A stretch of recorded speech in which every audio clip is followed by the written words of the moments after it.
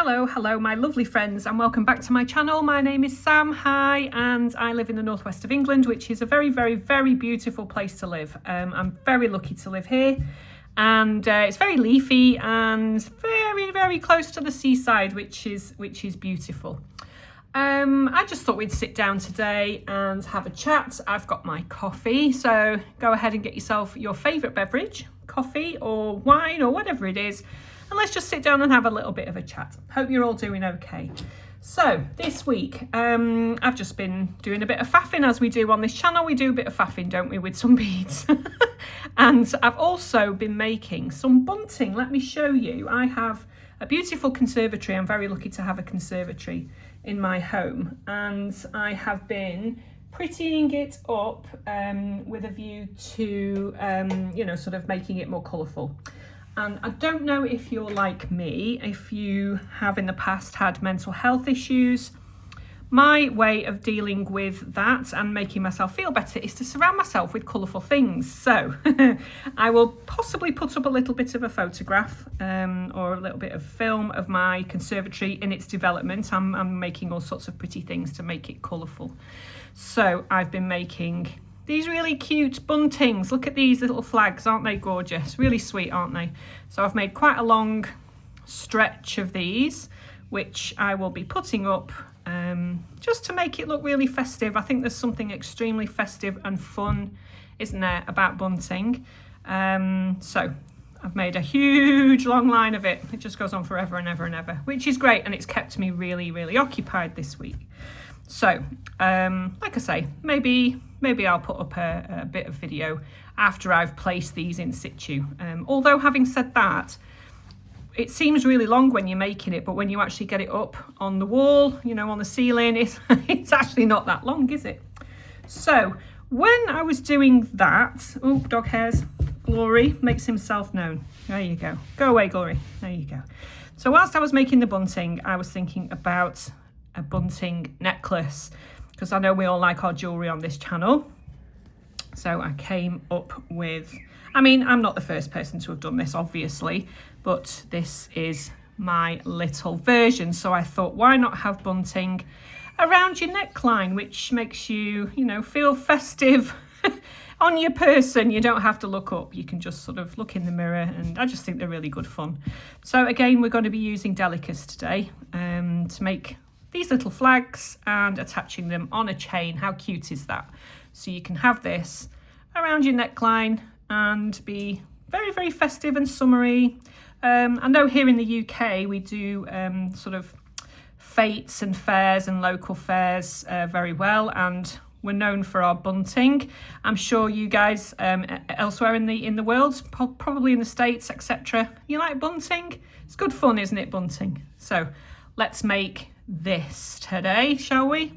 Cute. Really cute, dead easy to make. All right, so I'll just go through a very quick list of materials.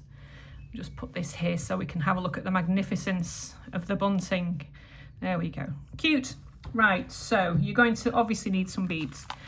Now, I've used sort of, again, ice creamy colours, which I'm kind of drawn to at the moment. So, you know, just take out various colours. I've made 7 flags here. You can make them all the same colour if you want. You can make them different colours if you want. Whatever you want to do. You know, world's your oyster and all that. So, you know, 11 Delica beads, just get whatever you like. I'm lucky enough to still have a little bit, excuse me, of a supply of the Barkley Nano Fill fishing line. So I'm just literally using up the last of my stash. I know that you can't get this anymore. Not sure why companies discontinue really good things. You know, people really rave about it, and then they stop making it. It doesn't make any sense to me. So, you know, you need some form of monofilament or whatever you like. It's, you know, they're only tiny. They don't have to be super duper, you know, strong or anything. Just, you know, just small enough, you know, the gauge small enough that it will go through a Delica bead essentially a couple of times. And all you're going to need apart from that is a beading needle. So I'm using Tulip, and I'm using a size 10. Size 12, size 11 would probably be fine. I choose to use a 10 just because it's what I've got in my stash. And apart from that, you're just going to need some chain. So use silver chain, gold plated, whatever it is you like, just as long as the chain has, you know, sort of links large enough and secure enough to go through the little beads, because that's what we're going to be doing. Okay, so I'll see you in a few and we'll get going and make one of these cute buntings that you can wear around your neck. So I'll see you in a couple of minutes. And we are back, my friends. Let's see if we can make a little fete or a garden party in our little corner of YouTube, shall we? And make this really, really cute flag necklace. Let's get going. So I'll just shift that out of the way so that we can focus on what we're doing. Let's have a look. I did think I was going to use the green, but this is the second time I've recorded this video, and I'm thinking I might use a slightly darker colour so that we can see what we're doing. Yeah, I've been having trouble with focus, so I think we'll do it this way. So I'm going to do it a little bit closer, and then hopefully my macro settings on my camera will sort themselves out and I won't have to do this again.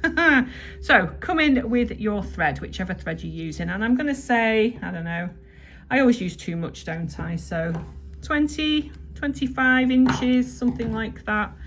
Something like that. Work it out for yourselves. Don't say what I say. Don't do what I say. You know, I'm usually pretty bad at working it out. But anyway, so let's thread our needle. Now, I'm hoping that my camera does what it's supposed to do this time round. So let's get going, shall we? All right, so I'm going to move the beads out of the way. As you can see, I have delicate beads here. So if I shift those out of the way, then hopefully it will just focus on what I'm doing. So let's see if that's focusing. Come on. Okay, so hopefully that should do. Right, so take 2 delicate beads. Make sure the delicate beads are the same size, because sometimes you can get short ones, can't you? So I'll just call that one out. Right, 2 beads, like so. Pull them down until you have, you know, about 5 inches, and go up through the first bead and ignore the second one, like so. And pull your thread through. This, I believe, is called ladder stitch. So essentially, we're making a ladder. Come on, Sammy. Of course we are. So we're making a bit of a ladder. All right. So again, excuse my ugly hands. You'll just have to see past those. I don't have those beautiful hands that some people have. I have working hands, northerners' hands, as my mum calls them. So we have 2 beads on. Now, we need to make like a little ladder and add a bead on as we're going along. So the thread is coming out of this bead here, so we need to pop our needle down through that bead there. All right, and that sort of secures everything like so. So that's our first 2 beads of our ladder stitch. Now I've used 9 beads for my little flags, so you know, you can make them slightly bigger if you wanted to. Okay, so the thread is coming out of this bead here. So we want to take another bead. So bring your bead on. Now, because it's coming out of the bottom, we want to go through the top. So every time you're putting a bead on, you do the opposite of where this thread is. All right. So we bring it through this bead here and pull. And that sits that bead right next door. Oh, we've got the street cleaners coming past, so just ignore the sound if you can. And now we want to be coming back up through this bead here. All right, this one here. So we come back up, and that secures your 3rd bead. You see there? So we keep going along like this. Take a bead, and because the thread's coming out of the top, we want to go through the bottom like so. And pull, and as you can see, the thread is coming out of this bead, but we need it to come out of this one. All right, so we go down the next bead. Listen guys, if I can do this, then you can. Seriously. Little fiddly to start with, but you know, you'll get it.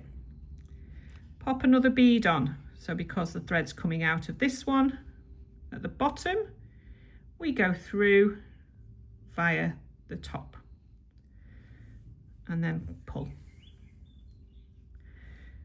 And then just make sure that the bead sits adjacent, like so.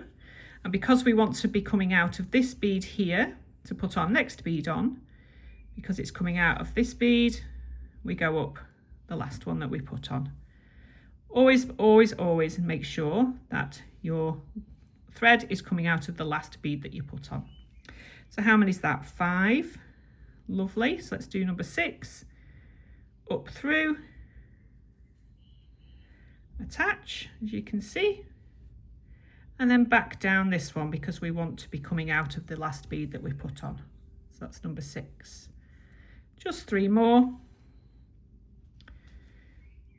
because the thread's coming out of the bottom. We go through the top.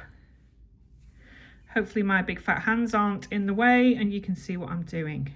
I'm hoping that this time my camera is focusing effectively. That's number 7. Number 8, I think. I shall just have a quick count in a second. Back down. Let's have a look. 1, 2, 3, 4, 5, 6, 7, 8. Yep, this is our last one. So take one last bead and in through the top. Okay, and then back up so you are right back at the end.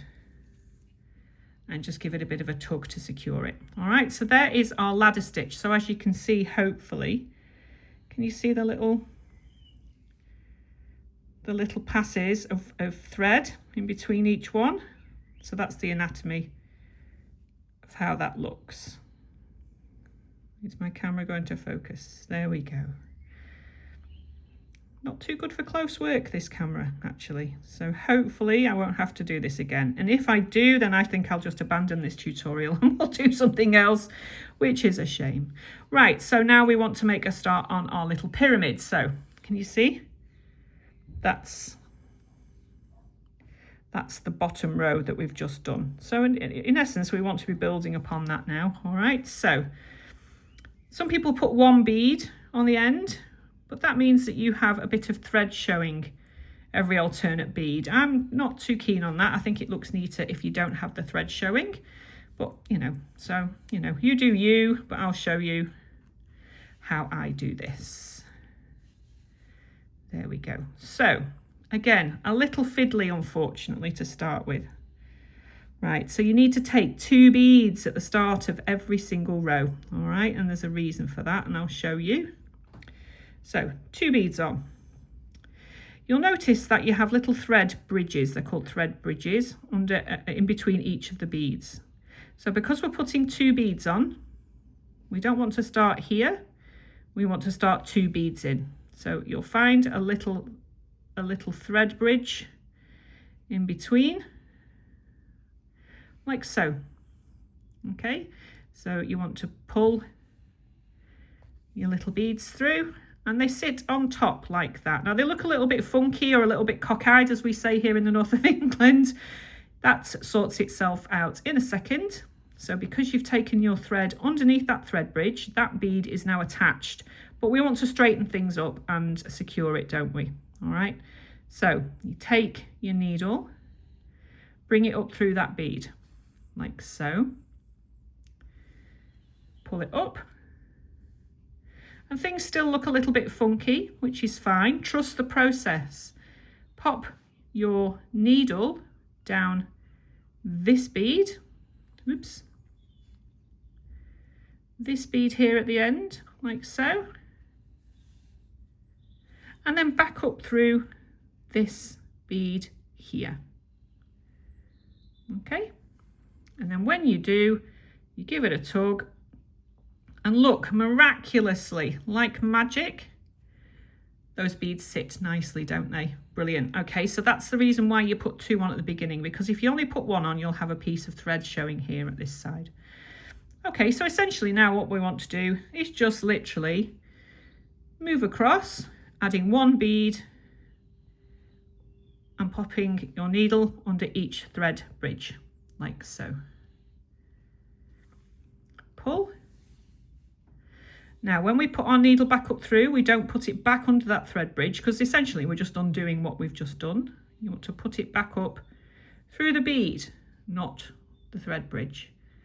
And then pull. Give it a bit of a tug. And again, you see that bead now has been secured to the bottom row. So you keep going along, putting your needle under the thread bridge. Like I say, a little fiddly to start with on this first row, but as you get more to grasp onto, it's a little easier. Like so, under the thread bridge, give it a tug. You can see that bead there is loose. See, that's a bit loose there. Pop it up through the bead, and then you'll hold the bead in between your finger and your thumb, and look, it's secured on. All right, so I'll just go to the end without too much waffle, although we do like a bit of a faff and a waffle on this channel, as you well know. I do like to have a chat with everyone. Keeps me going. It's quite a lonely life here in the northwest of England for me. So sitting down and making fun videos is my way of communicating with people. So I hope you don't mind giving me a listen, listening to my lovely dulcet tones. And whilst I've been waffling, my threads come off my needle. So there we go. Easy to thread.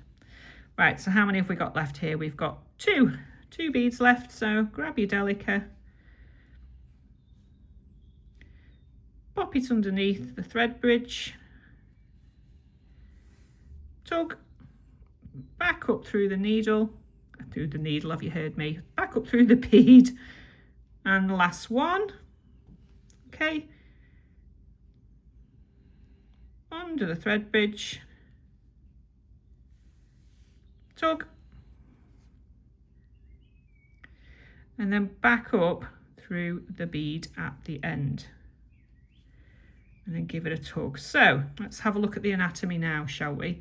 So we've got that first ladder stitch section that we did, and then we've attached 8 beads onto the 9.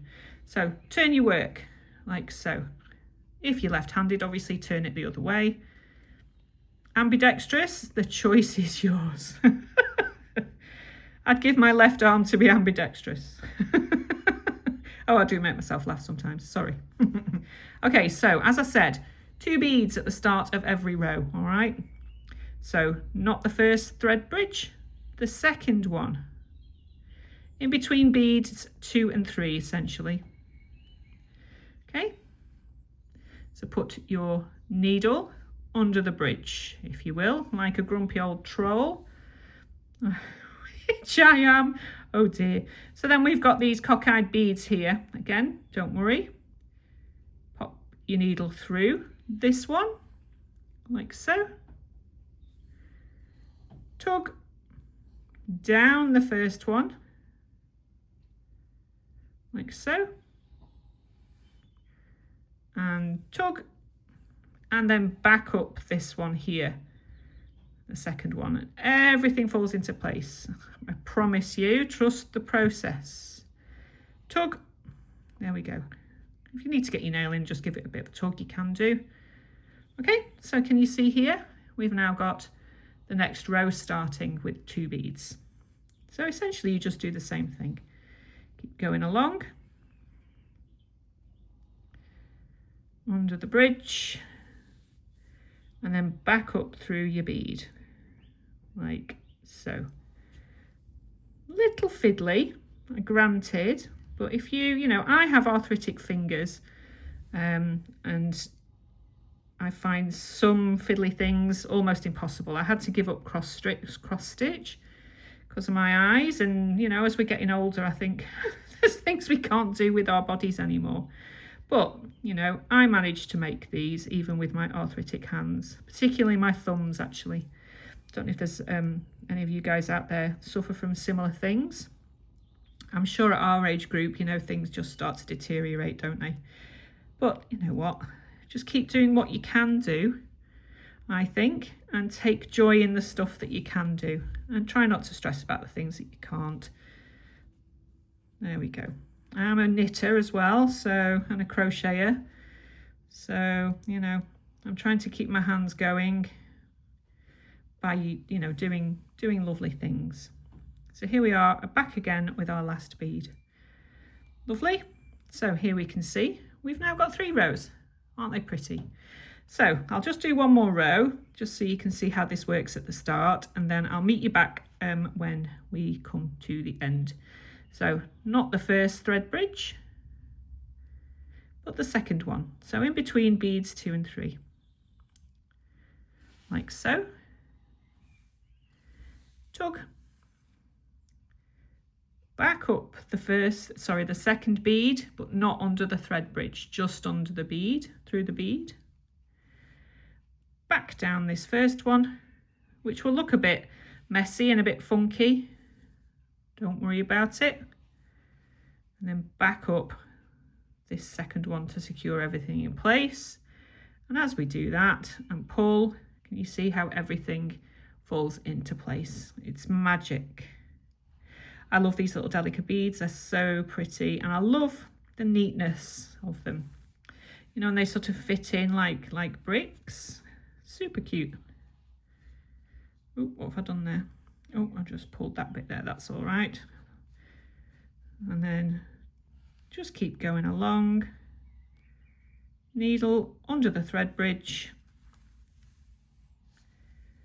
Oops, nearly lost my thread then. Needle under the thread bridge, and then back up. Come on, eyesight. Back up the bead, like so. Really, really simple. Simple when you know how, isn't it? Like with everything else in life, if you know what you're doing, it's simple. Back up the bead. And then last one, under the bridge, and then back up the bead. Give it a tug and turn our work again. All right, so I will see you when we get to the top on the penultimate round. All right, so have fun, and I'll see you in a few. Right, my friends, here we are, we're back, and hopefully now you have what I've got here. So 9, 8, 7, 6, 5, 4, 3, and then we're going to do our last 2 rows, well, our last row really, before we put the final bead on. Okay, so 2 beads on your needle, again under the second thread bridge, not the first one, like we've done before, like that. Pull again on through the second bead there, down through the first, like we did before, essentially exactly the same, and then back up like so. Hopefully I'm in focus, and hopefully I'm in frame. There we go. So we have our pyramid without its point. So we only put 1 bead on the point. So take a bead onto your needle, because we're coming out of this bead here. We go down this bead here, like so, and pull. And if you'll see there, the bead sits on its axis, so it's pointing that way. Okay. Now, you know, for me, 1 pass isn't enough. So what I do is I go through this bead here, like so, and then back through. So it's got a couple of passes in that final bead, just to keep things nice and secure. And then what I do is I pop it down each one of the edge beads, like so, and then like so. You can do this all at once sometimes, but you know, don't crack your beads, so it's best to do one at a time. I think so anyway, because you don't want to get to this point and crack one of your beads, and you've got to start all over again, because it's easier to start again than to put an extra bead in at the edge. I've discovered. Ask me how I know this. Righty-ho, back down. So essentially through each bead. But when you get to this point here, you're coming out of this bead here. Don't go through the end bead, because we want to keep that as clear as possible, because we're going to be putting little chain link in there. So when you come to this bead here, take it down to the one to the left. Oops. Or the right, obviously, if you are a left-hander. Let me just redo this. One of the annoying things about bead weaving, etc., is that this thread comes out of the needle too much for me. But anyway, try again. So out of this one here and down into this one here, like so. Back up the left one, and then back up, back down the right one. Just secures things off like that. Give it a tug. Now there are some people that would want to tie a knot in there. I don't think it's necessary, certainly not for a necklace. If you're making a bracelet, perhaps, yes, I would agree. And then very, very carefully snip off that. All right, so this is what we have. How cute, cute, cute, cute. Right, so what we want to do is to obviously thread this and get rid of this end here. So thread your needle, essentially do the same thing. So come out of that bead, up that one, like so, down that one,